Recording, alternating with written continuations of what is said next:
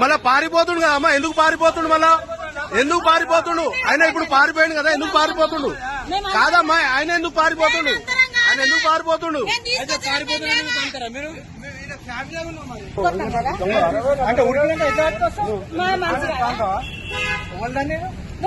ఇప్పుడు ఎవరు కొట్టలేదు.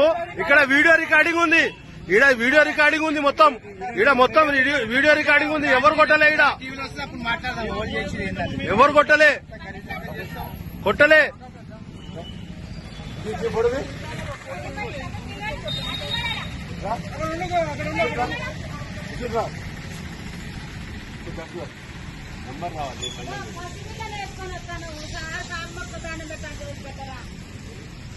అట్లా తాయి యాక్సిడెంట్ అయితే అప్పుడు అందరు పోతారు కదా, అప్పుడు గుర్తు కదా.